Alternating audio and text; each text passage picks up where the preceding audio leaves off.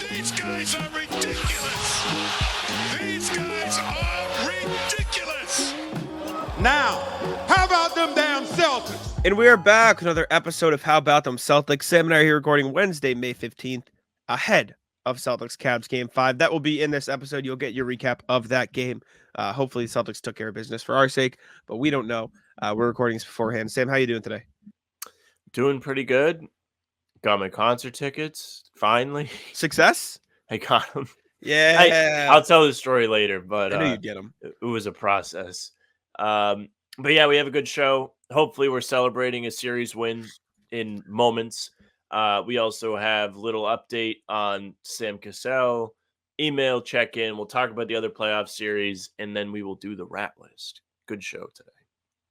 Plenty of stuff to talk about. A reminder, as always, make sure to leave a like on the video if you're watching on YouTube and subscribe to the How About Them Celtics YouTube channel. If you're listening on podcast platforms, Spotify, Apple, any of that stuff, make sure to follow us there, leave us 5 stars and a review. We'd appreciate it very much. But let's jump into our recap of Celtics-Cavs Game 5. All right, we are here after Celtics-Cavs Game 5. Celtics clinched the series, advanced to the Eastern Conference Finals for the 6th time in 8 years. 113-98 win for the Celtics, led by none other than the man, the myth, the legend, Al Horford. Huge game from Big Al. 22 points, 15 rebounds, 5 assists, 1 steal, 3 blocks. 7 of his rebounds were on the offensive end. 8 of 15 shooting for him.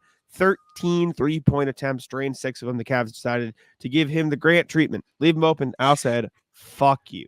And he made Does the Grant treatment ever work? Evidently Only for Josh Giddey. Only if you're the Celtics with Isaac Okoro, who couldn't make shit.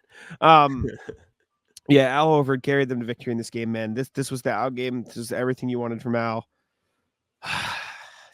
Shout out Al Horford, man. What a fucking this motherfucker, every chance he got, running over to the crowd, screaming, pumping him up. He talked about it after the game. Just Al fucking Horford, man. What a game.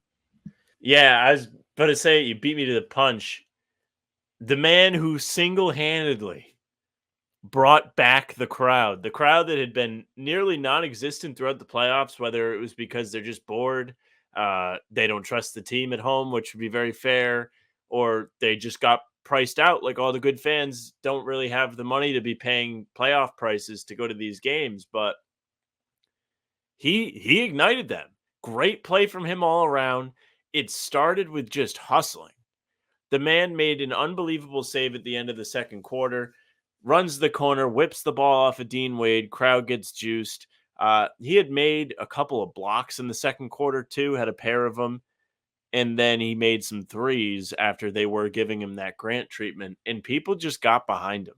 They kind of understood the magnitude of him, being able to actually find a shot and get going and how important it can be going forward. The last 2 games, all we've talked about is, don't really know how great Horford has looked. He's not making threes. Occasionally gets cooked on defense. We haven't even really talked about the defense yet. This man played such great defense on Darius Garland in the fourth quarter that Garland literally had his leg muscles give out because he could not get past Al Horford. The man is 38. Put some respect on his name. I'm so happy to see him playing well. He is the pseudo captain on this team now. Obviously, being a veteran, he means so much to this group. I'm happy to see him having playoff success. I'm happy that he got the fans to be juiced up. Watching a game like what we saw today is something that you go back in the summer and you pull up the clips of when you're bored and you're missing watching these games. This was a moment. Yeah, I mean, just the whole night, like the first half of the game was pretty back and forth, I would say. Like the Cavs were in it. And then this stretch in the second quarter, Horford just kind of takes over, man. Hits a 3, gets a block on 1 point that leads to a Jalen bucket, or a Jalen bucket into an Al block, one of those in whatever order. I forget which one it was. And then the save, and then another 3, and then another 3, and then another block, and then another, save. And like he was everywhere in this game for the Celtics, and it is really what you need, because like Sam mentioned, like he did struggle a little bit at points in this series, keeping up with Garland. His shot wasn't there. He's 0 for 10 from 3 in games 3 and 4 combined, 6 of 13 tonight. So he more than made up for it. His offensive rebounding was awesome. Like I mentioned, he had 7 of those things, more than the entire Cavs team combined because they had 6 as a team, 15 boards, 5 assists. He was a connector. He had 3 big blocks as well. He did absolutely everything for this team on a night where they desperately needed it, and deserves all the love in the world for the way he played in this one. The crowd showed him love. He showed love right back to the crowd. Seeing Al Horford get pumped up is how you know it's playoff time. Like that is it. Like he doesn't like get pumped up that often, and once he does, you know it's like, oh shit, yeah, like we'll come alive. I tweeted it to you on Twitter, like home court advantage only matters when the fans are in it, and the fans hadn't really been in it up until this point. But when you can get the fans behind you, that's when it matters, and that's exactly what Horford did in this one. So credit to him. Yeah. Getting excited alongside Al Horford is peak fan experience, I would say.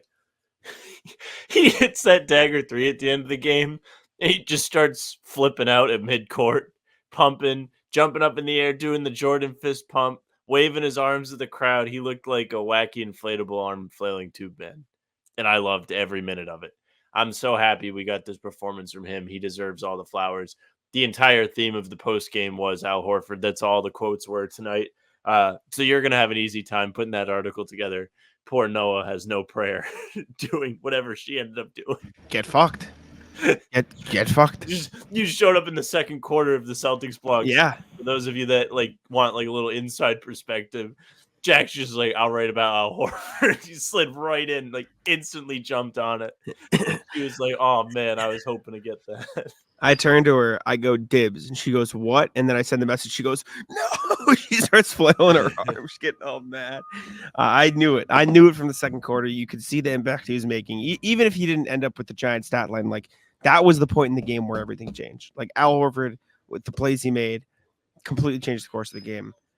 Deserves a ton of credit, all the credit, or not all the credit, but a lot of the credit for helping the Celtics close out this series in 5 games. 2 straight games, 2 straight 5-game series. Panic after game 2, huh? It's crazy. I didn't panic after game 2. I was just annoyed. Mm-hmm. You're allowed to get annoyed. Sure. If you want to talk about panic, I'll give you game 2 against Miami, but not game 2 this series. Okay. I was just irritated. I was just I'm sick and tired of them losing fucking home games. And, today you got a good home performance in front of the fans. The funny thing about this is the few times I did get to go to games this year, I feel like I just always ended up writing about Horford. This was my game. This was for me. I felt it. Taking Horford credit. Rocks. Shout out Horford, man. What a beast. It is all-time performance from him. Closed out the Cavs, sent him packing. Said, see you later. This was Tatum's best game in the playoffs. Yeah. It's going to get completely overshadowed by Al Horford, but this was by far Tatum's best game in the playoffs. 25 points, 10 rebounds, 9 assists, 4 steals, only 1 fucking turnover, 9 of 16 shooting, 3 of 7 from 3. What do you want? This is perfect. This is the exact game everyone has wanted to see from Tatum the entire playoffs. And guess what? He made 2 more shots than he has in other games. And that's the only difference. It's just so those pretty efficiency numbers match what everyone wants to see from him. This is the way he's been playing the whole playoffs. It's just 2 more shots went in, and that's all that matters to people. That said, those 2 more shots do make it his best game. But I think Tatum's been playing this way the entire postseason, the entire Heat series. This was how he was playing. It's just he made his shots. So yeah, I liked that he just accumulated all the stats. Near triple-double with 4 steals is nothing to sneeze at. He was efficient in his scoring, cracked that 50% mark, something that always tickles my fancy over here. And it's funny, I did the late night show with Jake for game 4, and he was talking about the Tatum threes, and he was like, if he just shot 3 of 8 instead of 2 of 8, this would look so much better. And he did make over 2 for the first time in the playoffs. I think you tweeted it out. And I bit my tongue. I wasn't going to be mean on Twitter today. It was a big third one. It was a big third one. Huge. He made some big ones in this game. He made the one before, what was it, halftime or the end of the third? I think it was the end of the third when they put him up 7 and then got the dumb tech. No, it was half. It was half because I didn't see it because I went to say hi to some friends on the concourse, and so I had to leave a little early to catch the elevator, and I just heard "Wah!" from the crowd as I'm getting in the elevator. So yeah, he gets a tech. People are going to Bad be pissed tech. at the tech, but that's an auto tech. You cannot waive the ref. You just can't. You can't do it. It's an auto tech. Well, it's not though. I agree that it's bent reduced shots, but they don't call it every time. Tatum does it a million times, and they don't call it every time. So like, pick one. Call it every time or don't. Like The aggressive wave usually is a tech. It's not, but I've seen him. He's done it like so many times this playoffs. We've seen it. We've seen Okay. everybody do it. But like, pick one. It is something that warrants a tech. Sure. Yes, I agree. That's But then my call it a point. tech every time. Pick and choose. Like, don't fucking pick and choose when you want to People call that it are going based to on be the like, moment. that's a weak tech, and then they're going to be like, It- look it at is. Draymond. It's not. It is a weak tech. It's a thing that they call a tech. I agree that it is called, but I think it's stupid that it is called. Just like I think it's stupid that they allow step-in charges. Like, it's the equivalent. It is the rule. but it's Techs dumb. are completely subjective. So Exactly. And it felt like in that moment he had the momentum and he waved, and so Tony Brothers was like, "It's me time, baby!" Like, Tony it's Brothers not was called like, every time for me to time. make my presence known. Yeah, I thought it was a dumb spot for Tatum to complain. I was like, you made the shot, took a contested three. You know me, I die on the hill, flag is planted no matter who it is. Don't think you should really be chirping at the ref if you take a contested jump shot. I understand fouls happen, but to me, it wasn't the spot. Whatever. I thought it was a dumb spot for a tech considering the momentum and them trying to pull away. But Right. overall, I really liked what we saw from Tatum today. Just He's a awesome. well-rounded game. The 9 assists were huge. He did a great job in the short roll. They were really running that, getting him in that action in a unique spot that you don't see a ton of. And I just loved the way the ball popped around when they ran that. It was excellent. And Jaylen got in on the assists too, if you want to move on to him. Mhm. I mean, Bill was texting us in the Celtics blog. And I mean, I texted you about this. Jaylen drive and kick. It's happening. He's doing it. Had Mhm. 3 turnovers in this one, a couple tough ones in the fourth quarter. One of them was off a failed drive and kick. He also had one, I don't think it was on him. It was a team turnover because it was a 24-second violation. It was a rushed, weird, late in the shot clock pass to Drew, who made the shot after the shot clock went off. But he is at least looking on these drives, and it's huge. Going forward, he's going to be so much more dangerous because Jaylen is somebody I love when he gets downhill, and if I was a defender, I would not want to guard him going to the basket. I know he can get reckless at times, but him making the decisions that you saw today are a great way to avoid him playing that reckless style. He's making the read, he's making the right decision, and that is going to propel this team further than they were going to be able to go if he's not doing that. Mhm. Yeah, Jaylen was awesome in this game. Also, just quickly before we do that, Tatum was also great as a screener, which goes back to it's the most efficient fucking thing on the team. That goes into the short roll. But Jaylen was awesome in this game. Like you mentioned, 7 assists. He only took 9 shots, 11, 4, and 7 for him. That's 1 okay. steal, 1 block.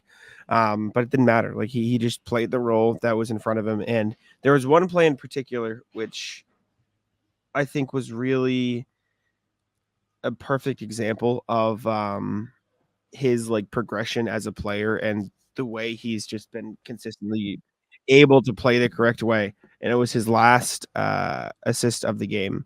I want to find it. I forget who it was under the basket. I think it was this one. Yeah, it was this one right here. So The Horford I'll pull it up one? on the screen. Yeah. So Jaylen Brown gets the ball in the corner. If you're watching on YouTube, I'm pulling the video up right here. Jaylen Brown or Jayson Tatum has it at the top of the key. Jaylen Brown gets it in the corner. Every other year of his career, this is a take a Watch contested this layup. sick dunk. Yeah, he'll probably make it. I genuinely in this moment thought he was going to rise up for a dunk. Instead, he hesitates, waits a second, and just flicks it to Al Horford for an open dunk. And then Al Horford does the most awkward celebration you'll ever see in your life after an easy layup. But we love him for it. The Tyson Chandler and one with nobody on him. This was a huge spot too because the Cavs were like itching to get back in the game, and just simple play, easy 2 points for the Celtics, puts them up by 11, brings up the lead from 9 to 11. Spin zone. Dude, great Jaylen game as well as a great Tatum game. The Jays were awesome in this one. Also great the guards. Derek White wasn't quite as efficient as he has been in other games, but still 7 of 17, took the most shots on the team, funnily enough. 4 of 9 from 3 as well, 18, 5, and 6. He was great. 2 big blocks too in the first half. And then Drew Holiday, 13 points, 3 rebounds, 4 assists. Yeah, Drew Holiday is just stepping up in big spots, getting big buckets when they need him to. The backcourt. I asked Joe about it the entire starting lineup just like doing everything they need to do. Joe talks about whatever it takes. And that's exactly what the entire starting lineup did. Just everything. It's great. This was a unique fourth quarter. I know we're talking about the guards, and Drew goes into this. The top shot takers in the Celtics fourth quarter, Horford, Holiday, and Derek White. Peyton Pritchard played 0 shots, 2 shots apiece for Jalen and Jayson. Prize Picks is America's #1 fantasy sports app with more than 3 million members. It is the easiest and most exciting way to get in on the action while you watch your favorite sports and players. You just pick more or less on 2 or more player stats and watch all the winnings roll in. You can now win up to 100 times your money on Prize Picks with as little as 4 correct picks. You can turn $10 into $1,000 with basketball, hockey, college basketball entries today on Prize Picks, America's #1 fantasy sports app. One of our favorite picks here at the How About Them Celtics podcast is the Drew Holiday blocks. It's usually 0.5. He just needs more than 0.5 blocks. That means 1 Drew Holiday block. And that pick is in the bag. Prize Picks is really simple to play. I can make my picks and submit my entry in less than 60 seconds. Download the app today and use code CLNS for a first deposit match up to $100. Again, download the app today and use code CLNS for a first deposit match up to $100. Pick more, pick less. It's that easy. When we talk about down the stretch, this is the type of play we are all talking about. This game, like you mentioned when you pulled up the clip, was in the balance during this fourth quarter. They didn't start the fourth quarter great. Marcus Morris couldn't miss. They turned the ball over a couple times. There was some crazy stuff happening that was like, okay, everybody, let's like put foot on the gas here. They ballooned it up to 14 by moving the ball around, cutting. Drew Holiday did a great job making cuts as guys drove baseline. And Horford, 4 offensive boards in the fourth. You mentioned his 7 for the game. Hustle points. This is how the Knicks win games. A scrappy team with one guy spearheading everything wins, as their literal best offense in the fourth quarter is get an offensive rebound. That is how they win in the fourth quarter. If you're able to find the energy to play that way with this Celtics team, with the talent on this team, the open threes you're going to get, the layups you're going to get are going to be fantastic. I just love the energy they played with. They understood what was at hand. They understood that extra rest hung in the balance. And for somebody like Horford, even Holiday, who's 33, 34, that is no joke in a playoff run that you're hoping to go all the way. Yeah, fourth quarter, 11 field goals made, 10 assists. This is why we play. What else do you want to see? Like, it was awesome. It was absolutely incredible. Al Horford sealed the deal with a couple threes, played to the crowd as well. Drew Holiday did his thing. Al Horford had 9 rebounds in the fourth quarter. The Cavs had 3. Al Horford had triple the rebounds that the entire Cavaliers team had in the fourth quarter. This was awesome. Just A+ for the Celtics. It looked a little ropey in the first half. There were a couple, like, the defense in the first quarter wasn't great. At the same time, this motherfucker, Marcus Morris, you mentioned it, made literally every single shot he took. That was insane. Like, that was insane. And it wasn't even like, there were a couple ones where they sagged off a little because it's Marcus Morris and you do. But then even when they tightened up, it was just like, all right, dude, let's maybe stop. Like, he was making everything, every shot. Marcus Morris rocks. He rocks because they didn't beat the Celtics today. And had they beaten the Celtics, I would be completely singing a different tune. But when he was here, I was always a fan of his. Thought he played hard. He was a big part of the 2018 conference finals run. Like, big respect to Marcus Morris. Glad he got to play a good game in the final game of the season for him. Low-key probably got himself a little bit of extra money this summer if he's looking to sign a contract somewhere. I'm sure somebody will hook it up, be like, well, game 5, look how great he was in a real playoff series against a real team. So good for him, man. The one where I think Horford played lockdown defense on Garland, and then Garland whips the pass, and it just goes right through Jalen's arms, and Marcus Morris nets a 3 in the corner. That's spike your TV remote stuff right there. That was insane, man. He was nuts. He made everything. Pritchard also good, 4 of 7, 3 of 4. big shots from him as per Again, usual. yes. Sam Hauser hit a big three, hit a big midi too, stepped in and hit a little shot in the lane. That was fun. Luke Cornett, 3 of 3. Not as good on defense. Evan Mobley, this motherfucker decided, all right, I'll play now when it's too late. Like he looked really good in this game. Heard we put him in prize picks. Yeah, I guess so. He said, fuck y'all. He literally almost doubled the score that we picked. We hit like all of our other prize picks in the first quarter. We hit everything else, yeah. Except that. Yeah, we hit everything else. Man. But Struce, by the way, did not hit the prize picks. Yeah, you guess you should have gone with dude.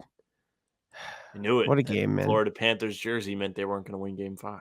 That's how it went. Al Horford. Struce made his first shot of the game too, though, I think, which was like, that guy. Yeah, made the first 2 buckets for Cleveland, both threes. Mm-hmm. This motherfucker, Al Horford, man. Al fucking Horford.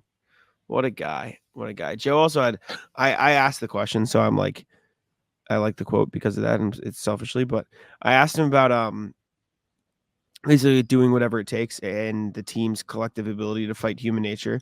And the quote got picked up by like SportsCenter on ESPN and stuff because it was good. But the quote was, I'm not gonna read the whole thing because it's super long, but the best part of it was, let's see here.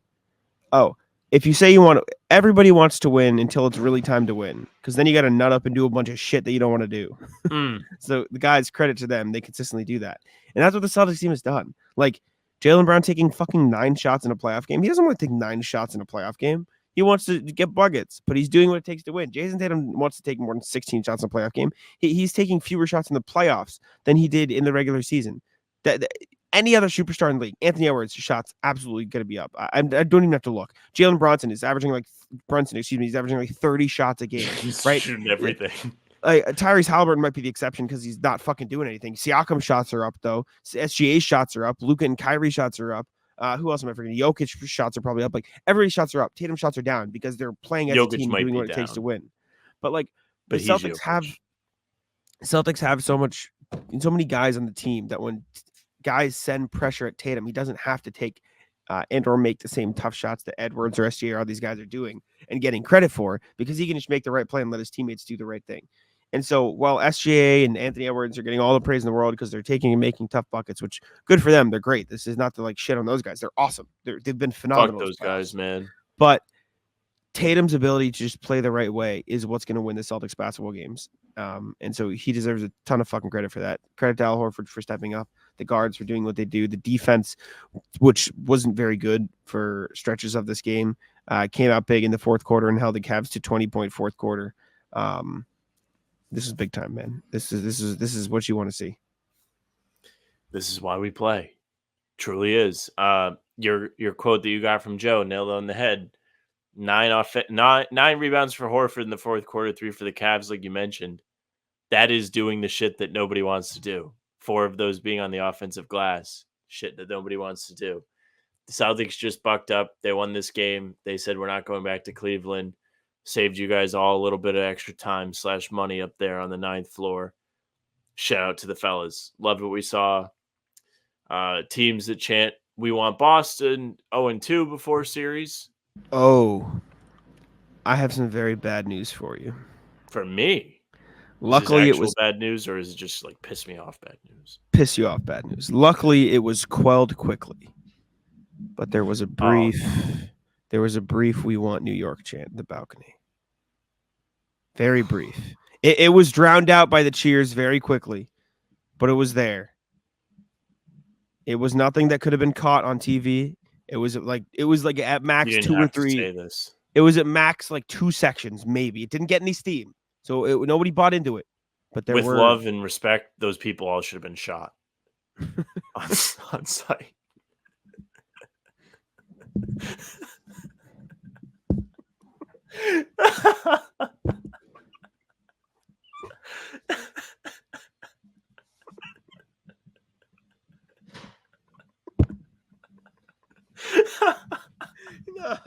No. Okay, well, I got him. Maybe not that far, but I love getting you to have a nice laugh every once in a while. You just can't hold back. it was it was drowned out very quickly. But Horford also got MVP chance, rightfully so. In all seriousness, this crowd was excellent today. This was the literally best wrote crowd an game. I might have to delete my whole article now that you told me that. I'm sorry. The whole article saying how great they were. This is a disaster. No, this is the best crowd of the playoffs, and it's a two-way street. And I think that's why I came on here and said it's overrated. And I do think it's still a bit overstated at times, but it's a two-way street. And when the crowd does get pumping, you can see that energize the team. They deserve credit. Tatum, or Brown, I should say, also got Tatum back for the punch in the chest. Tatum hit him with a good one. Or Brown hit him with a good one. Should have just fucking clotheslined him. Got his ass. Whoppa! All right. Anything else you missed from this game? The Al Horford game. What a guy. Disclaimer, I don't think they should shoot fans. Yes. I hope that was clear by our laughing segment of 30 seconds. Also, your revelation on home court is so facts. Like, it just hasn't been the same. And if they can get it back to the level where they're just juiced, maybe you start dominating at home again. I also think, we all back? Like you mentioned, it's maybe partially that. It's also partially like you said, they jack up the prices. I know you've been on that. So like maybe the real fans are getting priced out, like the hardcore. I have leaned on the fans being on eggshells, thinking they can't trust these guys more than the price. I do think there's also a big factor to it. They're just expected to win this game. And so a win is not a joy, it's a relief.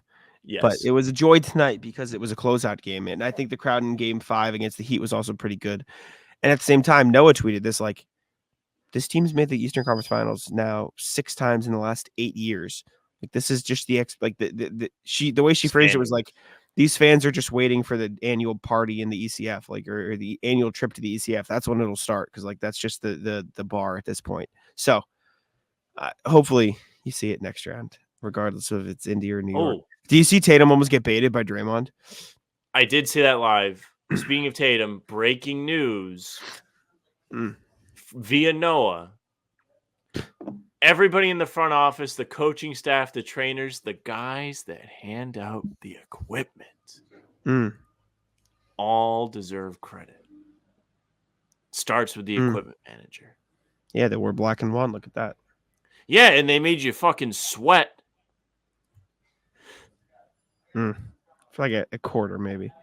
If they wear white, Marcus Morris shoots 5 of 13. Shut the fuck up. Yeah, shout out the Celtics, man. Good win. Draymond asked Tatum, you'll probably see New York next round, then you're probably going to see Denver or Dallas. And he goes, first off, we don't know who we're playing. So you're not going to get me with that one. Tatum knows. He knows.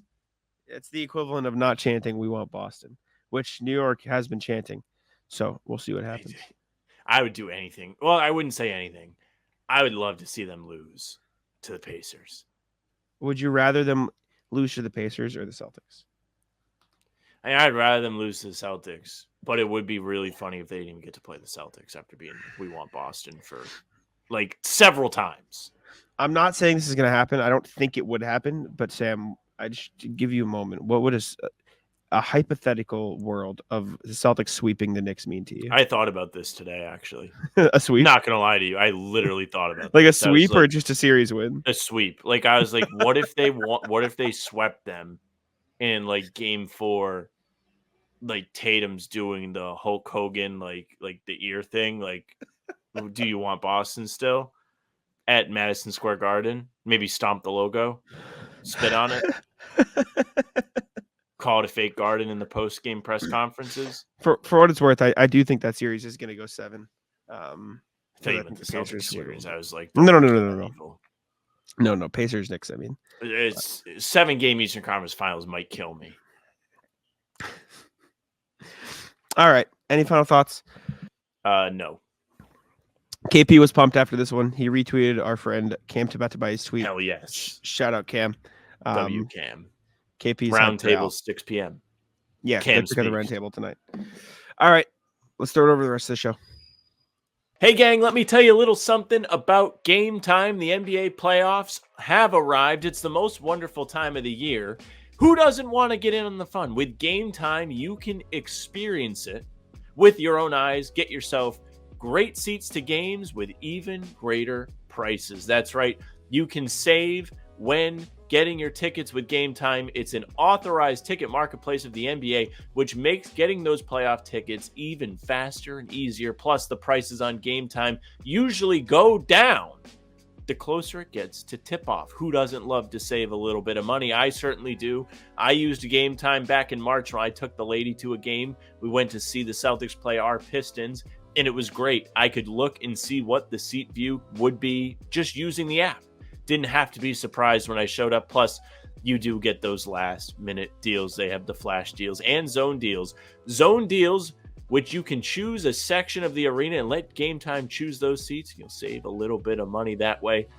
You can download the Game Time app, create an account, and use code CLNS for $20 off your first purchase. Again, that's code CLNS for $20 off your first purchase. Terms apply. Again, create an account and redeem code CLNS for $20 off. Download Game Time today. Last minute tickets, lowest price guaranteed. All right. We are back, and we are talking about Sam Cassell. Sam Cassell, according to Shams Charania, Charania of The Athletic. I always say Shams. I'm always going to say Shams. Cassell, Cassell's a finalist or a quote-unquote top candidate for the Lakers as they begin their official search for their, their next head coach. Next scapegoat. Yeah. Shams listed Cassell, James Borrego, and JJ Redick as the top candidates. However, Jovan Buha of The Athletic, I believe it was, mentioned that JJ Redick is expected to be the top candidate and is likely to get the job. So maybe it will end up being that Sam Cassell doesn't get it. But from what we saw, it sounds like it'll be JJ Redick.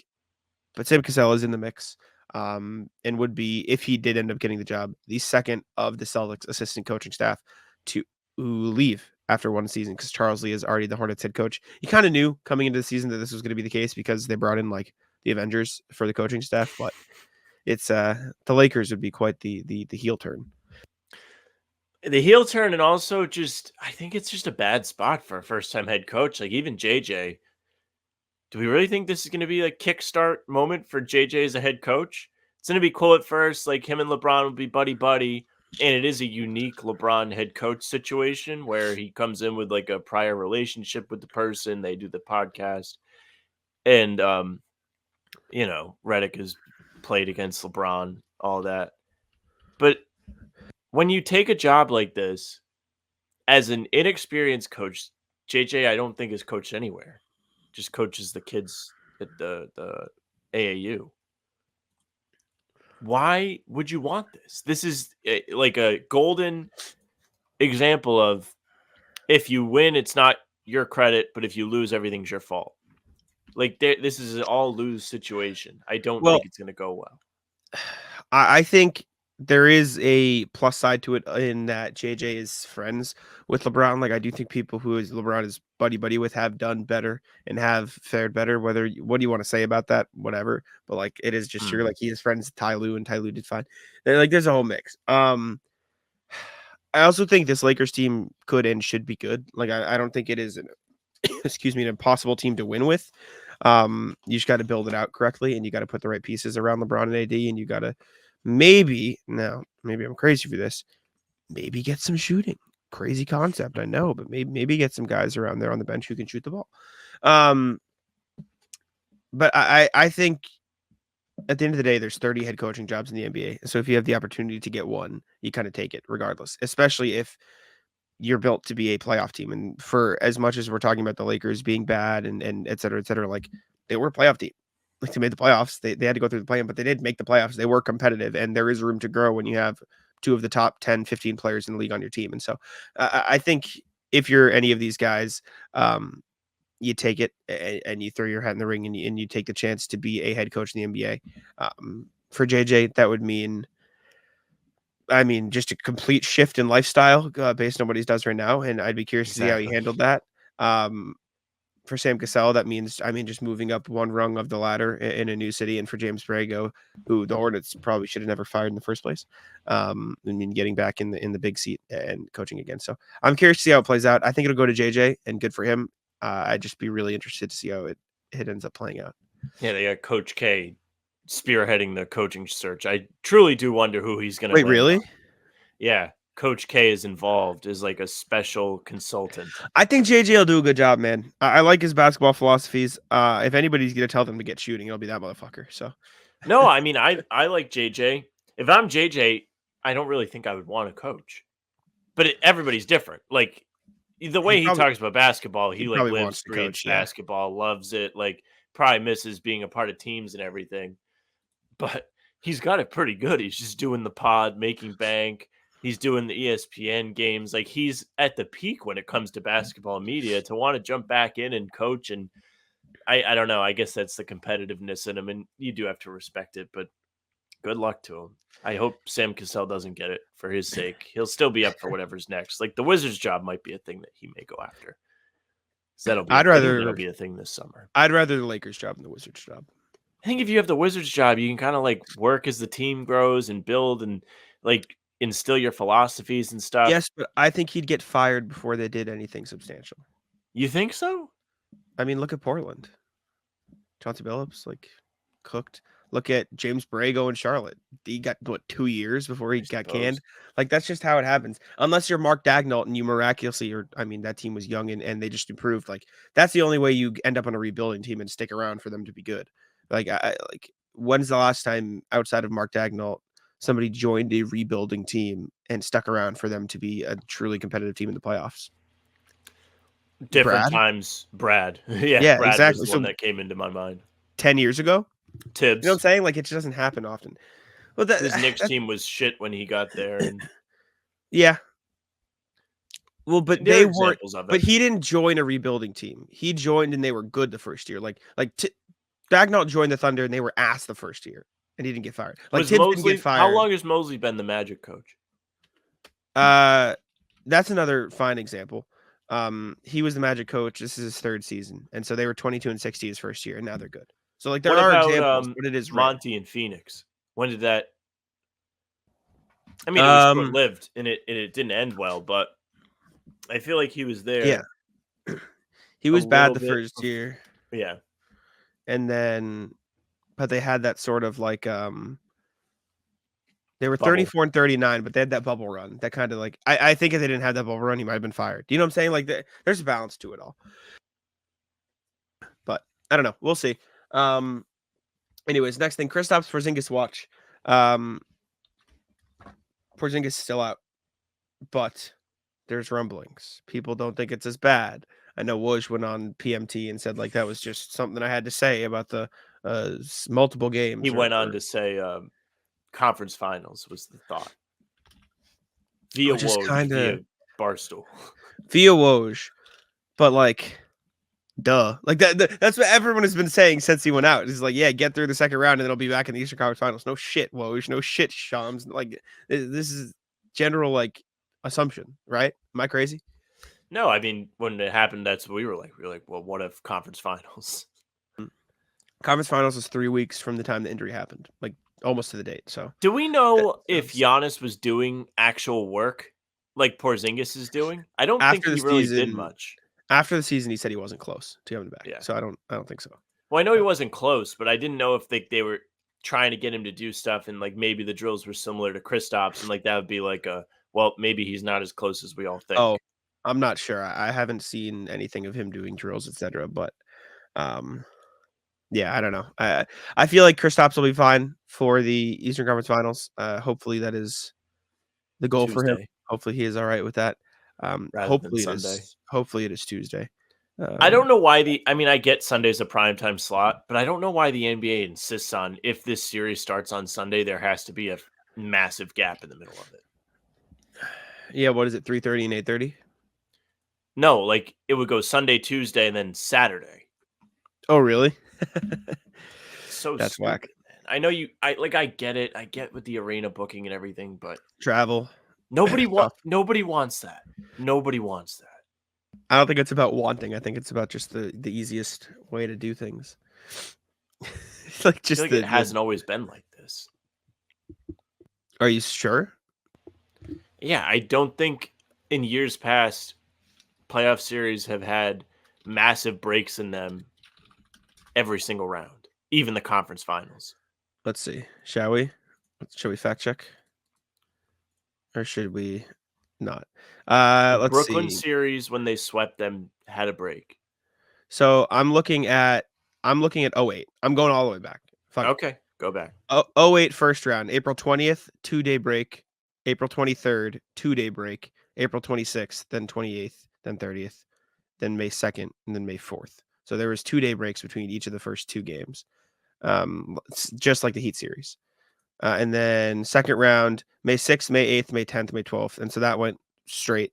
The conference finals went straight. And then the finals was 2-day break between the first two games, and then Finals always has some gaps. And then game 4 and 5 had a break. And then, yeah. So it was the same first round.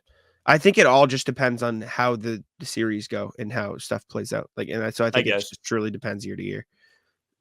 Feels like it happens far less frequently after the first round. Yes, because usually there's less planning because there's fewer teams.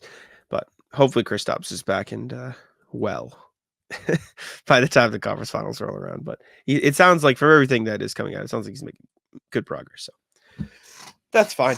All right, let's go to the emails here. See what y'all had to say. Reminder, as always, to email us at hbtcpod@gmail.com. We appreciate you. We like hearing from you. First one from RJ. What's poppin'? An ugly win is still a beautiful child. Happy Monday night, folks. Why is it happy? Because, say it with me, winning makes everything better. Sadly, though, winning does not roll back the calendar. I love Al Horford and everything he brings to Celtics, but the Cavs kept successfully hunting him on defense, and his three-pointer was missing like he was a rookie on the road. Maybe some home cooking Wednesday will get the shot back. Lots of love will be showered on all three of the Jays tonight, but I think some respect has to be given to Pritchard for filling the hole left by what felt like a weak T-White game. 11 points off the bench in 25 minutes means a great deal when your margin of victory is only 7 points. Be well, and let's win this thing. RJ, who just noticed Xavier Tillman's picture, is on the back of my milk carton. Yeah, Tillman hasn't really been playing, but yeah, Pritchard was great in that game 4. Yeah, I've loved Pritchard in the playoffs so far. This series, he's been fantastic. I think he's shooting like 45% from long range. This is the kind of player the Celtics needed in the playoffs. And I did the Celtics blog article where I was like, this one shot he made from the logo in game 3 shows why he fucking rocks. And then in game 4, he was like, I got your back, Sam. I'm going to go out there, string together a couple big possessions at the end of the third quarter and build the lead up to 10. He just is ready for the moment. You're not always going to see that from a player that's coming off the bench as your 7th, 8th guy. You're also not going to see somebody coming off the bench as a 7th, 8th guy that has that confidence but doesn't really have the shortcomings that come along with the confidence, where it's like, oh, that guy gets really bad tunnel vision, or, oh, that guy just, he wants to shoot and that's it. He doesn't play defense or he doesn't hustle. Like Pritchard's locking in bulldog-like defense. He's hitting the offensive glass at a historic rate. And again, he's willing to take care of the basketball. He's not reckless. Like, he's racking up crazy assist to turnover ratio numbers throughout the end of the regular season into the playoffs. Like, he is not a careless, reckless, just spark plug guy. Like, he is the full package. Yeah, Pritchard's been great. You need that from him. You need that from Sam. You need that from Cornette, especially when Al is, like RJ mentioned, struggling a little bit out there. And maybe Xavier Tillman should get some of that run as well. But we'll see. Game 5's tonight. Next one, rat list item. Foster's home of imaginary narratives. Afternoon, fellas. Let me divert from talking about the Celtics to talking about your peers in the media. Rat list made up stories about how the Celtics have it easy.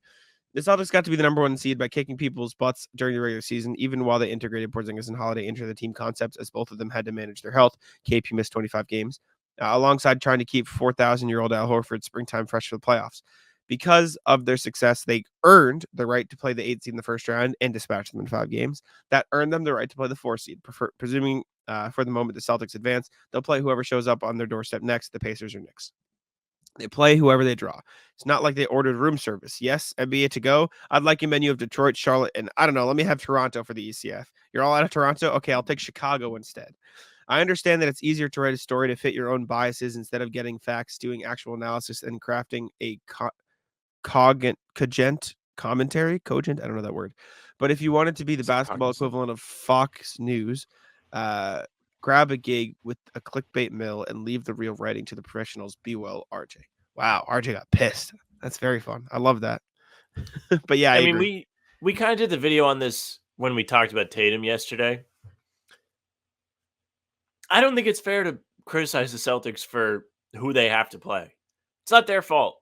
You can't really do anything but play the teams that are in front of you. Can't apologize for winning. And RJ said it best. This is why you get the 1 seed. The Cavs did it to themselves. They tanked the last regular season game against Charlotte, a game that I was like, there's no way they will lose this. Why are we're not even going to talk about those scenarios when we were trying to figure out what was going to happen on the final day. They punted, fall into that 4th seed to play Orlando. Meanwhile, on the other side of the bracket, you have Milwaukee, New York, and Philadelphia, probably the 3 other best teams in the conference, if you ask me. Celtics avoided it. They got rewarded for being the 1 seed. I had, I think it was my mom was trying to tell me something about like Miami, teams are probably going to start being more like them because they don't care about the regular season. I was like, they had an injury because they had to play an extra game. If they didn't have to play playing games, Jimmy Butler would have been healthy for the playoffs. There's a reason why the regular season matters.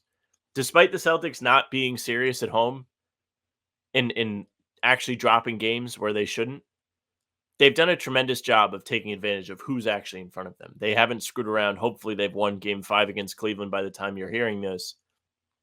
And they've just taken care of business. And that's all you can really ask of them. Yeah, I agree. I mean, what do you want them to do about it? Like, do you want them to beg the NBA? No, please let us play with the better teams, guys. Come on. Like, that's how the playoffs work. I want the Knicks round 1. What do you want? It's lame. I hate that narrative, and we talked about it too. Sorry, my mom called me because she wanted to hear about my interview, and I told her I had to call her after the podcast. So I'll call her after the podcast. All right, let's move on to the NBA. Knicks-Pacers. Start there. It is now a 3-2 series. Knicks are up in the series after a beatdown in Game 4 at the hands of the Pacers. They responded with a beatdown of their own in Game 5, took down Indiana. Knicks lead 3-2, Sam. What are we feeling? So when we talked about this in pregame, maybe with Bobby, I didn't really feel like the series was over when the Pacers won 2 games. I thought that they were going to go and lose Game 5. There was a lot of talk about the Knicks being too tired. As much as I would love the Knicks to lose, I'm sick and tired of these people enjoying themselves over there. I don't know if they're going to lose this series, especially now it's 3-2. It didn't feel like they were going to lose Game 5. They might lose Game 6. Pacers have played really good ball at home. But there's that weird, random 3-day gap in between, or 2-day, whatever it is. There's 3 days in between games. Game 5 was Tuesday. Game 6 will be Friday. Long gap. I don't get the difficulty with the gaps. Like, you always say different days and get like mixed up. It's just a 2-day gap instead of a 1 day. I say gap. 3 days between games. Yeah, that doesn't That's make the way any I sense. see it. What do you mean it doesn't make any sense? There's 2 days. There's a game on Friday, and then you last played on Tuesday. So there's Wednesday, Thursday, and then the game is Friday. Thursday, and then you have to wait all day Friday. But you don't.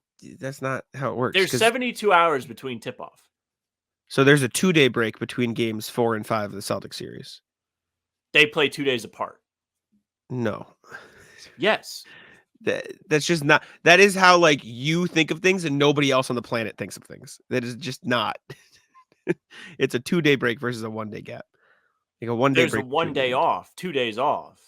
But I always think of like there's 3 days, like it's a 3-day difference. There's 72 hours between tip-offs. It's a fact. But you count it like, okay, whatever. We're both right. We're Sure. just saying it differently. No one else says 3 days on the planet. There's an extra day in between these 2 games. Sure. Which plays into, the Knicks are tired, and that was their big weakness, not really being a thing. They're going to have an extra day to relax, recover after Game 5, having won. They got a pseudo day off in Game 4 because they got the doors blown off them so bad that they didn't play anybody late in the game. And it definitely helped them in Game 5. They had good energy. And playing at home is going to help them with that too. But I would love to see the Pacers win Game 6. Sure would. Don't want to watch the Celtics till Tuesday. Mm-hmm. Yeah, I would love that. I would love a game 7 of this series so it can be Tuesday. I would love more than that for the Celtics to take care of business in Game 5 so we can go golfing on Saturday. But I don't see the Knicks losing this Knicks or series. Pacers? Would I? From what lens? Celtics. Celtics lens, you should want to play the Pacers because I think they're the easier opponent. they should beat both teams. I think the Knicks are beaten up. I think the Celtics should dispatch of either team. I don't want to say easily, but like they should win both series. But I think the Pacers would be an easier team to beat because they have more weaknesses. It's funny, the longer this Knicks-Pacers series goes on, the better I feel about the next round. Not from they're just going to be beat up and they've played more games, but just seeing weaknesses poke out from both sides. Like that game 4 for the Knicks was the first time they really got manhandled in the playoffs. They'd been in all these crazy dogfight games every single night, which watching the Celtics, I don't love. I don't love the idea of a team always just hang around refusing to die. But seeing them like just have everything fall off, they had nothing left. They looked exhausted, made you feel better. Then you turn around and you watch game 5, a game after the Pacers just put together 2 solid performances. They looked like a completely different team. And then they have the most miserable stretch I think I've seen watching the playoffs so far. I got home, I went to dinner, and I get home, my dad's watching the game, so I sit to watch with him. This was the process of like first quarter, things start to unravel for the Pacers. Just missed shot, Knicks get a basket, turnover, Knicks basket, foul, turnover, Knicks basket. Like just everything possible went wrong for the Pacers, and they unraveled. And there's this weird Halliburton part of this too, where he only plays good sometimes. And it's not like, oh, he's missing shots, so he's playing bad. Like, no, he's just not trying half the time. Like something is legitimately wrong in some of these games where he is not aggressive at all. I know there's a lot of talk of him being hurt, and there was a video of him leaving the podium and like needing to use both railings going down the stairs and stuff. So I'm sure that's a factor. But there's so much weird stuff going on in this series. Is the Brunson foot thing going to be a problem? Are the Knicks going to be gassed? How long till they completely collapse with Tibbs running them reckless? There's so many different things you can pick at if you need a cope as a Celtics fan, which you shouldn't. But if you do, you can point at all these things and be like, well, yeah, Celtics will have that advantage. Oh, they'll have this one. They'll have that one. They'll have that one. It should not be a worrisome series. You said it. They should be able to take care of business against both sides. They should. And I think the Knicks win in 7. I think it'll be a series where every home team wins based on how it's played out so far. But I guess we'll see. Next one, Mavs-Thunder. Weird series. Mavs had a chance to take a demanding 3-1 series lead, and they blew it. Missed a bunch of free throws. Luka missed the biggest one of the game at the end. Shai Gilgeous-Alexander decided to be Jesus Christ himself, and they ended up winning the game. Thunder tied the series 2-2. They play again tonight as you're listening to this, so one team will be up 3-2. We don't know that yet. But shout out Shai. Shai's been great, and Lucas just stinks. Like Lucas, he's really struggling this postseason. He's hurt. But he is hurt, but still. He even said it himself. Like there's a difference between injured and hurt. If you're hurt, you can play through it, and he's playing through it, and he's not playing through it well. That knee's bothering him. The efficiency is not there. But Mavs getting good Kyrie, finally. I don't think he was great in game 4, but he's had some performances throughout this playoff run where it's been like, oh my gosh, this guy is no longer the same guy that was playing for the Nets, causing problems. Like he's just there to play ball and is playing really well. Got a good game out of PJ Washington in that game 3. Like Mavs are starting to have some actual performances from the other guys, the help guys, and maybe it could help him win this series. What do you feel going forward? I don't really know what to think. I came in and thought the Thunder were the deeper team, and I just ultimately thought that would catch up to the Mavs, and I still kind of feel that way. I don't know, man. The Mavs lost this game while the Thunder shot 38% from the field and 26% from 3. That doesn't make you feel too good. Thunder shot 24 free throws, and the Mavs shot 23, but the Thunder made 23 of their 24, and the Mavs made 12 of their 23. That's the game. And so that's dive off your porch. Yeah, I think the Mavs should have won this game if they didn't puke on themselves. Shai Gilgeous-Alexander had 10 in the 4th. He was big. I kind of think the Mavs win this series, but it could go either way. This is probably the most 50-50 series in my head. So, I don't know. I guess we'll get to find out a little bit tonight. But, I mean, we'll probably have talked a little bit about this in the Celtics recap, just having looked at the score, been like, oh, yeah, so-and-so is winning right now, so just watch out. Maybe they'll win. But I don't know. This is oddly enough the series I just kind of care the least about. I don't really think either of these teams makes the finals, and that's where my mind goes in the playoffs is who are the Celtics going to have to play. So this Wolves-Nuggets series is really the one that's like, wonder who's going to win it. And Minnesota came out, took both games in Denver. Everyone was like, Nuggets are dead. I thought they might be dead. And then they came back and won 2 games in Minnesota, 1 Game 5. Jokic had a monster night. What do you have, 40 points, 40-something points? Dominated Gobert. Gobert, who just won Defensive Player of the Year again, and Jokic claimed his MVP trophy in front of the home fans. 3 MVPs for Jokic. Did you see this? 3 different trophies. Really? There was the old school MVP trophy, the one they had for years and years and years. Then there was the weird 75th anniversary year where all of the award winners just got these glass basketballs. Yeah. And then they have all the new trophies that they released last year. So he's got one of each of those. That is very, very, very cool because he will be the only person ever to have that. Yes. Like that is genuinely really cool. So cool. Good for him. Jokic is the best player in the world. That's just that is all it is. He is just the best player in the world. Beat the Nuggets, kick their ass. Yeah. That's all there is. I would to like it. the Celtics not to play him. Yeah, Jokic had 47 but they're probably going to and have 13. to play him. They probably will have to play him, yeah. He is unbelievable. Anthony Edwards with some Tatum talk at the podium last night. People on Celtics No one Twitter cares, are just though. like, people on Celtics Twitter are like, so they are right, but it's so fucking sad how much they care whether or not people get blasted. Like they're like, all right, everybody has to be mean to Ant because he said the stuff Tatum says, and they're like, Tatum, hey, everybody, look, make fun of him. I saw someone say if Tatum said this, he'd be killed live on TV. It is crazy the double standards. Like Somebody is put out a tweet, wild. and it had replies to both like Tatum's game 2 post game and then Ant's game 5, and they were saying the same thing, and the responses were like just grasping at both ends. So it was like for Ant, it was like great poise after a tough loss, like not losing focus, and it's like Tatum, it's like you're literally a 13.5 point favorite. Be serious, like you guys need to care more. And it's true, but the Celtics faithful turning on Anthony Edwards because people are being too nice to him. I respect it, but I think it's silly. They see what happens, and I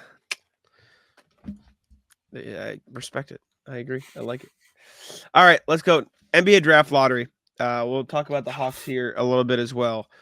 Sam, your Pistons. Would you like to make a statement? They lost. What'd they lose? 68 games this year? Yes. Loss number 69 came on Sunday. Very tough. 3 years in a row. Adam Silver clearly has it out for us. Falling to the 5th pick once again. How the hell are they supposed to get any better if they keep getting these shit draft picks? Now, I will spin zone this and say Pistons actually benefit from this because they don't have to pay whatever player is picked first. Sure. Like they don't have to pay the first pick salary. They only have to pay the 5th pick salary. And if you don't know, it is a difference. I think the top pick gets like $11 million a season, and as it goes, the number goes down a bit. And a lot of draft expert people have been like, this draft is starting with the 5th pick anyway. Yeah. Meaning there's no massive top tier talent at the top of this. This is like if you were the Pistons and you could pick any lottery like to get fucked in, this would be the one. The difference is like you probably wouldn't have chosen to get fucked the last 2 lotteries. Yeah, all the time. Just with Wemby in the balance and just getting shafted. Mm. But maybe they'll be back next year. I don't know. I don't know what to tell you. The other thing that like sucks about this Atlanta play-in team gets the first pick. First ever. Like right? first pick, and this is when it happens. No, first ever play-in team to get the first pick or to jump into the top 4. I'm pretty sure they are. I can't think of another example. But yeah, the Hawks had a 3% chance to get the first pick. They got it. Washington stayed at 2. Brooklyn jumped up to 3, but psych, it's not their pick. It's the Rockets. San Antonio jumped up into the top 4 at the expense of Detroit, Charlotte, and Portland all moving down into the 5, 6, 7 when having a 50% plus chance to be in the top 4 is hilarious. Biggest loser Raptors. Biggest loser Raptors. They jumped down 2 spots from 6 to 8, and because their pick is top 6 protected, they traded the 8th overall pick in the draft for Jakob Poeltl. It's tough. Very tough. It's a rough one. That said, they the probably Celtics did it to him. They wanted to probably outbid the would've, Celtics, who were also in on that Poeltl deal when it was happening. They probably would have fucked up the pick anyway, so maybe it's good for them to just keep going. One scariest thing for me is now San Antonio has the 4th and 8th pick to build around Wemby. It's pretty good. It is pretty good. Also, we kind of like touched on this. Houston moving up is scary for the West. Like the bottom of the West just keeps getting more reinforcements when it comes They want to to trade talent. Even worse for the West because Houston feels like they're ready to take the next step. And it was kind of the talk going into the season. Like they go out, sign Van Fleet, sign Dylan Brooks, who nobody really thought were needle movers when it comes to signings, but they also were like massive winners of the draft because going in, everyone was like, are they going to pick Thompson or Whitmore? And they took both because Whitmore fell to 20 and they were like, fuck, we'll take him anyway.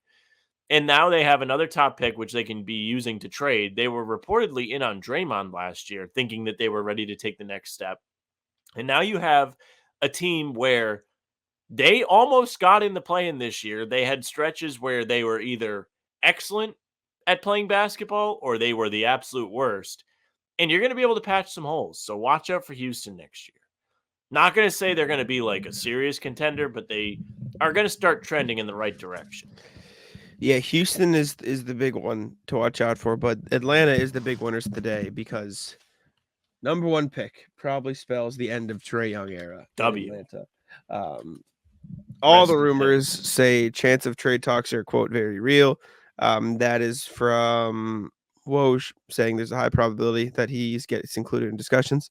Can build around the first pick in Jalen Johnson, et cetera, et cetera. Perfect opportunity for the Hawks to hit the reset button. And then the question is just, where does Trae Young end up? And we'll have to see. Spurs. No matter what, Spurs every single time. I don't think he will end up in the Spurs. I saw like reports that they're not in on that as much. And they really like Rob Dillingham out of Kentucky. And so I don't know if they'd take Trae Young. But let's see. We'll see. Is it, I don't know, man. Utah then? Maybe Phoenix tries to get a real point guard, but I don't think Phoenix has the actual like substance to trade to get Atlanta to want to do that. I don't know. Lakers.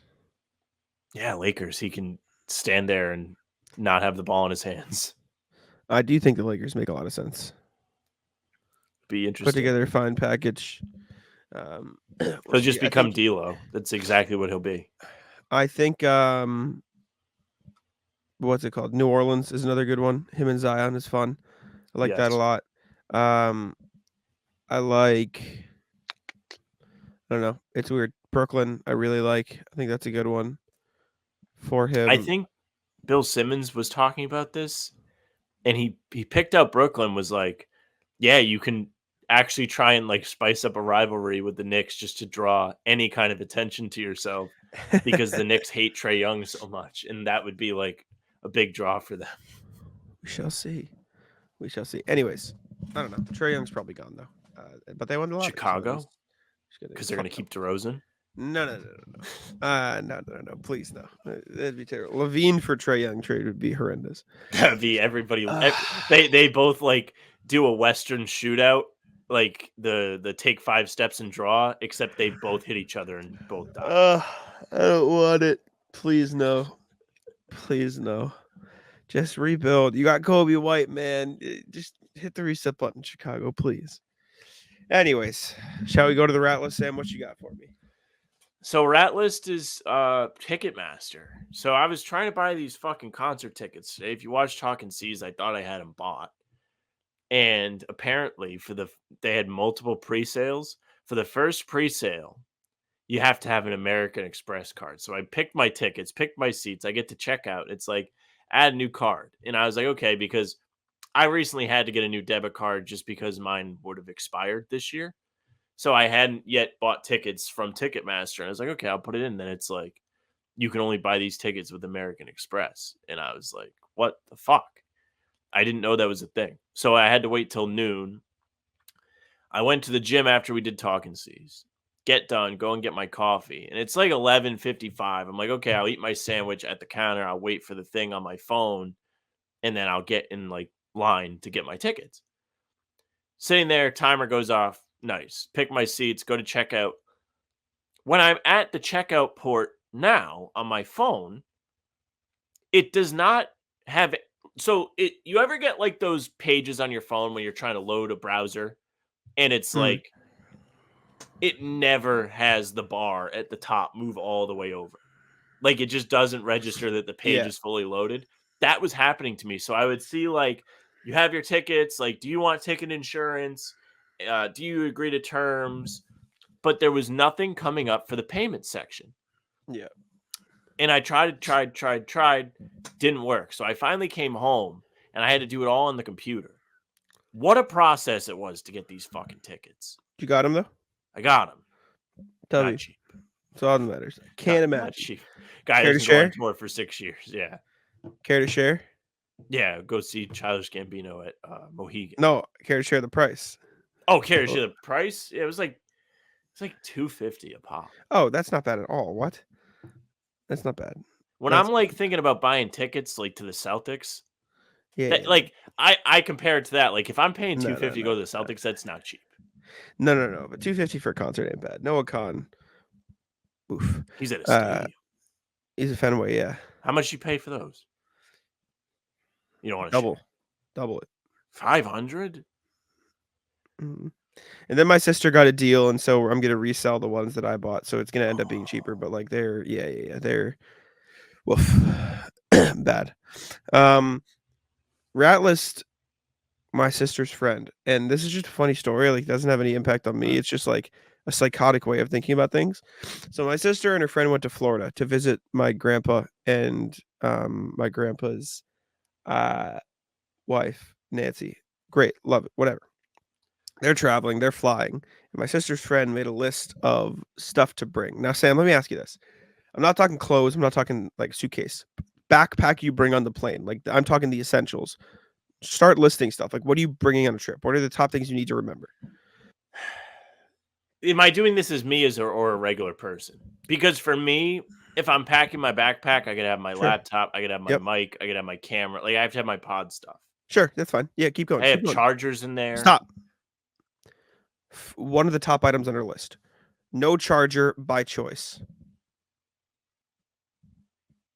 Why? Logic. There will be chargers there. Where? They got plugs for you. They don't give you a charger. No, at her grandparents' house. They're staying at their grandparents' house. Oh, but you need one on the plane. Phone off on the plane. No music. Phone off on the plane. That's the rule. Yeah, that's her rule.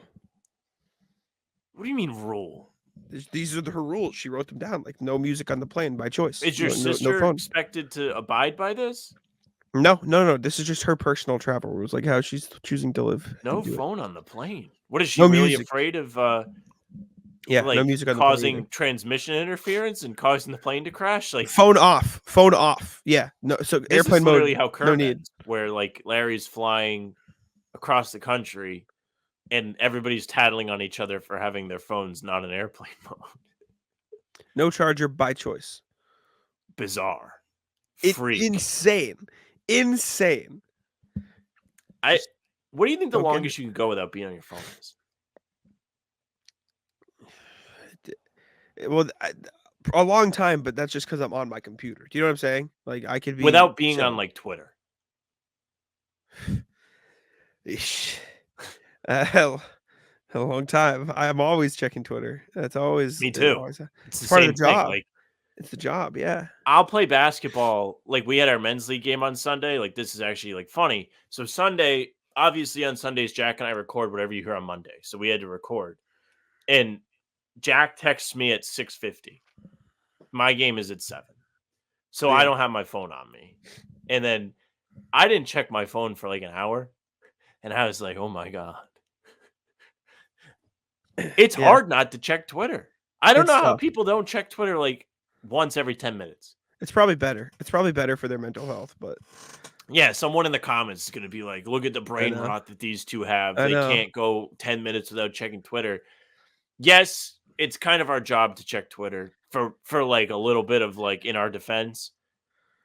I don't know. There's just so much out there. Like there's so much information with the NBA. You're always looking for new stuff, new stories, new rumors, even like memes. I love fucking laughing at my phone. It's very difficult. I don't like to not touch my phone for more than an hour. Yeah, Unless I'm sleeping. Less than that. No, I'll have it. Like I have to have my phone. You have to.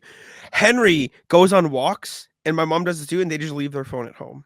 They leave their. What if you get kidnapped? That's what it's insane. I don't get it. Henry will go places without his phone or wallet. I won't bring the wallet if I go for a walk, but I always have the phone, and the phone has my tap to pay on there if I need some. Phone, wallet, keys. Phone, wallet, keys everywhere. Have to. Everywhere. Also, if you're going on a walk, you're not listening to anything? They go on walks together, so like they're talking. They chat, I guess. Guess if there's two of them. Still Henry, have my phone. What if you like slip and hurt yourself or something? I don't understand it. I don't get it. I phased it out of him, but there was like a whole period of Henry's life where he just wouldn't bring his wallet. Like he'd look at me, he goes, "Do I need this?" I said, "Always, Henry. You always need it. Always bring your wallet places." Because we'd go to fucking get food, and he'd be like, "Oh, I don't have my wallet." Can't pay. Wonder why, brother? Like, because you didn't bring it. I will get home, and he goes, "Can you unlock the door?" I'm like, "Do you not have your key?" He goes, "No, I left it at home." Why? It does. I don't, and he doesn't do it anymore. But it's just like phone, wallet, keys. Have to every single time. Usually a charger too, because you don't know when you'll need to charge your phone. It's funny. Like I've been going out running for probably exactly 6 years. I don't know. It was the day of Game 5 versus Philadelphia in 2018. So it was around this time. You're a savant. But continue. Well, I remember like I went running that day and I had an exam. It was like finals for college, and I was like, I'm more worried about Game 5 than my final. Respect. So that stuck with me. But anyways, I've been going out running for 6 years, at least probably 3, 4, 5 times a week. I have never actually needed my phone. Like I've never had an emergency where I've needed. But do you bring it? I bring it. I have every single time. I have my music on. Yeah. No. I don't say I don't regret bringing it, but like I'm like, well, what if you get kidnapped? What if you hurt yourself? Well, I've never had that happen. I'm also 6'3". Exactly. You probably never will, but you gotta have it anyways. Yeah, I'm not like the ideal target for probably not. Predators, Yeah, probably not gonna take kind of past that stage of my life. I'm gonna say rat list, dude. Rat list, my fucking like groin muscle, whatever the fuck that is. I'm sick and tired of this thing. This thing's just tight all the time. I was working out my legs on Thursday last week. Definitely heard it. It's Wednesday. Still bugging me. Nothing serious. Went running yesterday. Played ball Sunday. Like wasn't really hindering me during those times. I'm just sick of it. I'm sick of being hurt. Ratless Kari Thompson. Fuck you. Oh. Friend of the pod. Kari. I love Kari. This motherfucker beat the shit out of me for an entire game of pickup. That dude, he's 6'6", and I don't know how much he weighs, but he played D tackle in high school, so he's huge. And he just kicked my ass. And there was one possession, and I think I told this on the last pod, but I'll reiterate it here on the rat list. And this is all love, by the way. Shout out Kari. He's a beast. Go check out his work, Boston.com. We're fighting for post position. He's obviously bigger than me. And these guys are at the top of the key, lollygagging, like, what's the score? I think I have this many. And I just yell, hey, figure it fucking out. I'm dying down here. I start screaming at him. And then one time I got past him and I went for a layup and he just fucking pushes me and I made it anyways, but he goes, I couldn't let you get it easy. I'm like, you coulda. I hate those guys. I actually do hate those guys. Like, especially you guys are playing on a blacktop, like concrete. Yeah. It wasn't no like easy aggressive. layups. It wasn't aggressive. He gave me a little nudge. And then there was one where I'm fighting my ass off. I get him to miss and I prevent him from getting the rebound.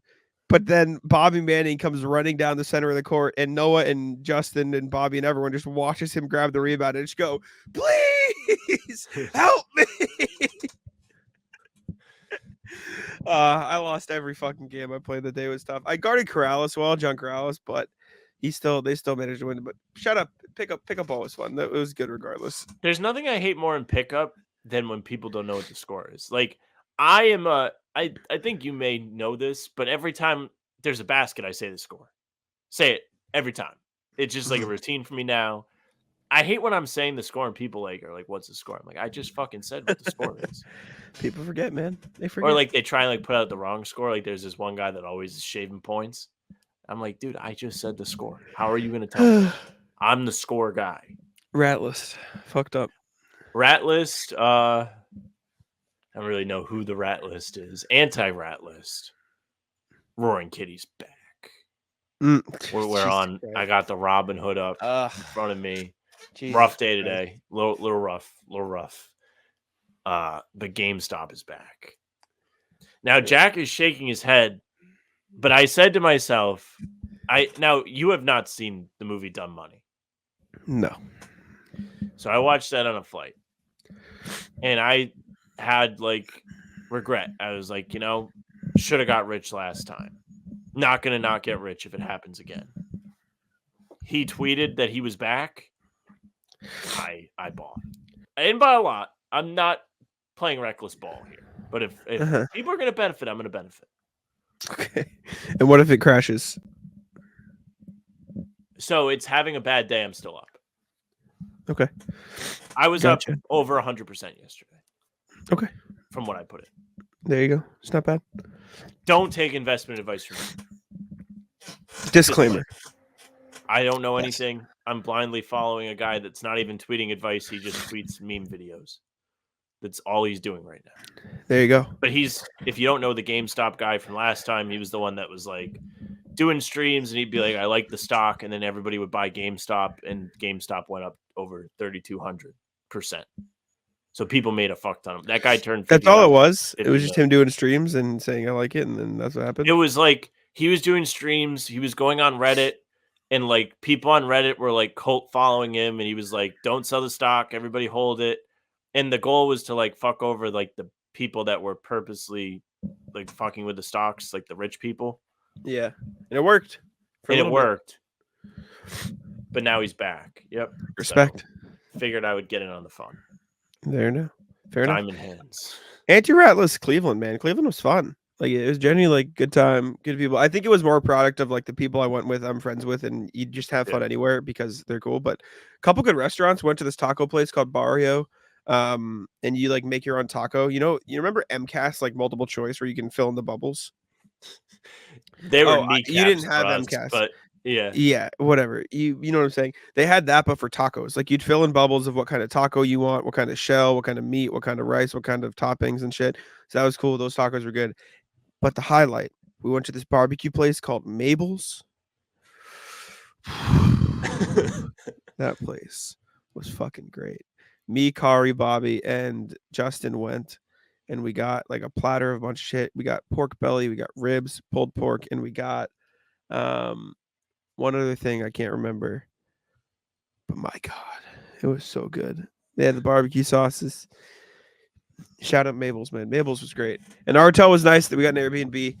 It was good. It was all fun. Good vibes in Cleveland. And we played ball. We did karaoke. It's great. Pull it up. No. You have the video. Pull it up. I will not. It's getting pulled up on Round Table tomorrow. Then you'll get outnumbered there. You're That's fine. Pressured there. We'll see. Noah took videos of me and Justin doing karaoke. Justin sang For the First Time. And I sang Before You Go by Louis Capaldi. It's very good. Good songs. Good time. I think Justin's got like a raspy voice. Justin, anything wrong with that? Shout out Justin. Justin is one of the funniest motherfuckers I know. Justin's funny. No, but like another level. Like spending 4 days with Justin, holy shit! Like he'll just bang out like quick things. Like he's quick. Yeah. It was respect. He's got a nickname that all his friends call him that we call him now. People call him Papa. That's just Papa. Papa. Just that's it. Papa Chirp. Just Papa. Just like Okay. we were on the road driving back, and Justin's in the left lane. He goes, "Yeah, all these fuckers know to get out of Papa's way." He's just sitting there. It was fucking awesome. The whole trip was great. Shout out everybody. Shout Noah, Bobby, Justin. It was a great time. Shout out Corrales for coming, just hanging out with us and playing basketball. Kari, the CLNS guys. Richie, photographer, motherfucker could hoop. He's a beast. Me and Richie pick and roll was heat. I want to This play. way, Bobby. It was a good time. We're gonna do more runs like here, and I think Corrales Yep. is gonna play. I know the CLNS guys are gonna play, so I you're will play. obviously get there as well. But it was a good Those time. videos in Cleveland the was summer fun. will feed families and Mhm. more importantly take some recording off. our Also, plate. Kari posted one video to Twitter, and everyone wrote that. That was like Noah described it best. That was like the most innocuous play of the day. Like none of it happened. Like that was just the most nothing play of the day. Like so much other shit happened. But anyways, I don't think I have anything else. The drive was easy. It was 9 hours, but like we split it between 3 people. We had a good time. We saw like we had the music on. We were singing. We talked. I finished. Oh, anti-rat list. Finished my big feature that I'm working on. Just gotta read it over, upload it. You want to guess how many words? Yeah, I'm You said splitting it up. 30,000. No, not 30,000 words. That's how many words the quotes were alone. Okay. But More or less. way less. It's 12,000 words, the whole thing. Okay. But I'm splitting it up. I'm gonna do the first page, and then in the middle of my intro and outro, it's gonna be 5 big hyperlinks to each of the stories, and those are going to be their own like mini features as their own articles and Celtics blog. So it's a huge project, but it turned out really well. And I think you guys are going to like it a lot. Oh, I actually do have a rat list.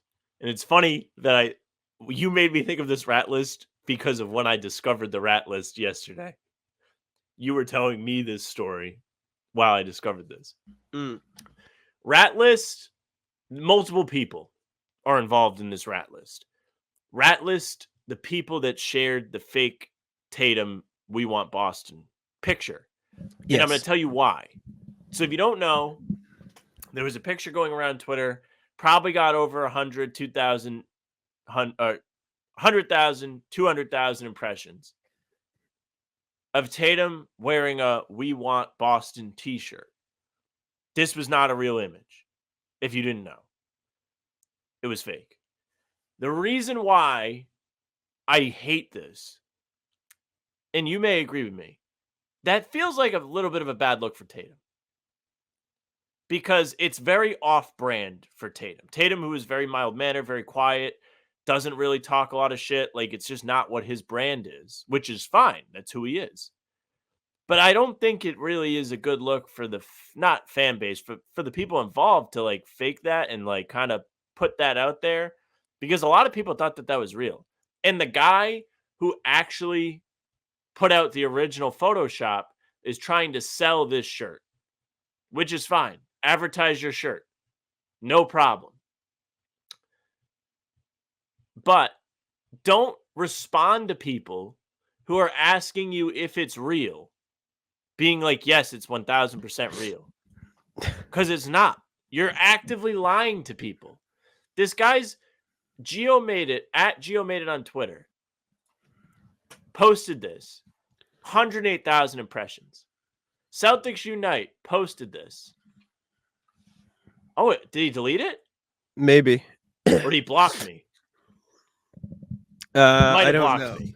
Why? Did you shit on him?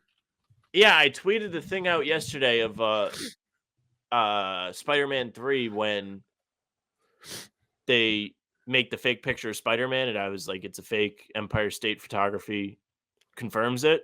And I quote tweeted it. And it was like, "This is not." I don't see it. I think they might have just deleted it. I got him to delete it. I'm gonna somebody tell Tatum/Bread that I defended the wall.